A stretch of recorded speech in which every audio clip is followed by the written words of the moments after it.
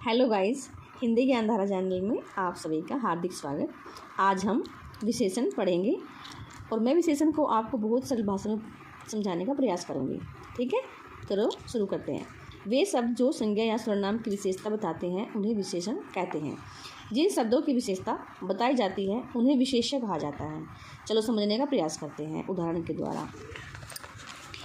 फूलों से सुगंध आ रही है। फूलों से सुगंध आ रही है। अब सुगंध क्या है? फूलों की विशेषता है। संध्या काल में सूर्य अस्त हो गया। संध्या काल, यहाँ पे समय की विशेषता बताई जा रही है कि संध्या काल में सूर्य अस्त हो जाता है। राधा ने लाल चूड़ियाँ पहनी हैं। अब यहाँ पे चूड़ियों की विशेषता है कि वो लाल है, इसलिए यहाँ पे जो है लाल विशेषण है। बड़ी मछलियाँ छोटी मछलियों को खा जाती हैं। अब यहाँ पे बड़ी और छोटी विशेषण है। मेरे पास 2 खिलौने हैं। बाजार से 7 किलो आटा ले आओ। इस बार आम के पेड़ पर थोड़े आम लगे हैं। हमें सबसे मृदु भाषा में बोलना चाहिए। यहाँ पे मृदु शब्द विशेषण है। राजन सेठ बहुत कंजूस है। यहाँ पे कंजूस विशेषण है। नीले नीले अंबर में काले काले बादल घुमड़ घुमड़ कर आए। अब यहाँ पे नीले नीले और काले काले जो हैं विशेषण शब्द हैं। उपयुक्त वाक्यों में रंगीन शब्द संज्ञा या सर्वनाम की विशेषता बता रहे हैं, उन्हें विशेषण कहते हैं। तो अभी हम इसके भेद पढ़ेंगे। विशेषण के 4 भेद होते हैं जो निम्नलिखित है। अब ये डायग्राम के द्वारा बड़ा ही अच्छी तरह से समझाया गया है। सबसे पहले है गुणवाचक विशेषण, फिर है संख्यावाचक विशेषण, फिर है परिमाणवाचक विशेषण, फिर है सार्वनामिक विशेषण।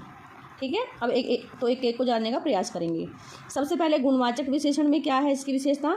जो विशेषण शब्द संज्ञा या सर्वनाम के गुण या दोष का वर्णन करते हैं उन्हें गुणवाचक विशेषण कहा जाता है। जैसे विकास एक बलवान व्यक्ति है।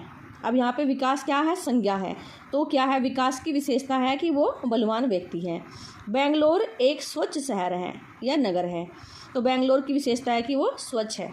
ठीक है, ऐसे बहुत सारे उदाहरण हैं यहाँ पे। यह बहुत सुंदर कार है। लोमड़ी बहुत लालची जानवर है। इस झील का पानी बहुत ठंडा है। तो ये सभी जो है इनकी विशेषता बता रहे हैं, इनके गुणों की विशेषता बता रहे हैं। ठीक है, अगला है हमारा नंबर 2 संख्यावाचक विशेषण। जिन शब्दों से संज्ञा या सर्वनाम शब्दों की विशेषता बताई जाती है उन्हें संख्यावाचक विशेषण कहा जाता है। जैसे 2 कुत्ते झगड़ रहे हैं। अब यहाँ पे कुत्ते हैं जो संज्ञा शब्द हैं, तो 2 कुत्ते हैं, यहाँ पे फिक्स है संख्या मतलब। ठीक है, अगला उदाहरण है कुछ बच्चे दौड़ रहे हैं। इस पुस्तक के सब पृष्ठ फट चुके हैं। पहला प्रश्न अनिवार्य है, इसमें पहला जो है संख्यावाचक है। टोकरी में थोड़ी सब्जियां हैं। यहाँ पे थोड़ी मतलब अनिश्चित संख्या है, थोड़ी है संख्या, कब नहीं पता वो कितनी सब्जियां हैं। ठीक है, संख्यावाचक विशेषण के 2 भेद हैं। निश्चित संख्यावाचक विशेषण वे विशेषण शब्द जो संज्ञा या सर्वनाम की निश्चित संख्या का बोध कराते हैं उन्हें निश्चित संख्यावाचक विशेषण कहा जाता है। जैसे 4 दर्जन केले, 500 रुपये, तीसरी पंक्ति। आगे है अनिश्चित संख्यावाचक विशेषण। वे विशेषण शब्द जो संज्ञा या सर्वनाम की अनिश्चित संख्या का बोध कराते हैं उन्हें अनिश्चित संख्यावाचक विशेषण कहा जाता है। जैसे कुछ श्रोतागण। अब यहाँ पे कुछ है, यहाँ पे संख्या फिक्स नहीं है। नंबर 2 है कम लोग, बहुत छात्राएं। अब अनिश्चित मात्रा है, यहाँ पे कम बहुत ज़्यादा का प्रयोग हुआ है। नंबर 3 परिमाणवाचक विशेषण। जो संज्ञा शब्द सर्वनाम शब्दों की मात्रा और तौल संबंधी विशेषता प्रकट करते हैं उन्हें परिमाणवाचक विशेषण कहते हैं। जैसे उदाहरण देखते हैं, जाओ बाजार से 5 किलो चीनी ले आओ।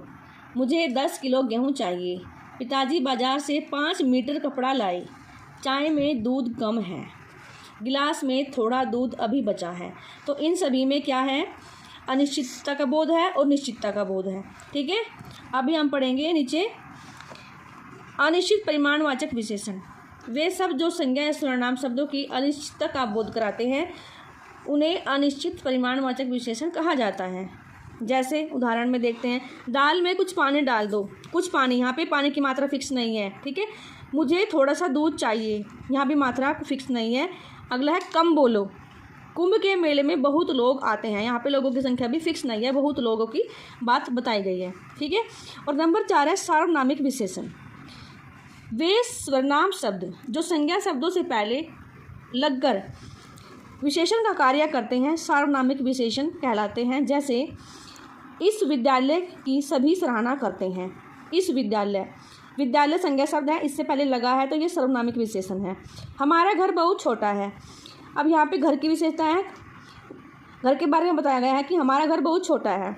मुझे कुछ सोचने दो, उस बगीचे में फूल खिले हैं, यह मेरी कमीज है। तो इन सभी वाक्यों में हमारा, मुझे, उस और यह सब संज्ञा शब्दों से पहले लगकर उनकी विशेषता का बोध करा रहे हैं, अतः ये सार्वनामिक विशेषण है। ऐसी वीडियो देखने के लिए मेरे चैनल को सब्सक्राइब करें और वीडियो को लाइक करें। धन्यवाद।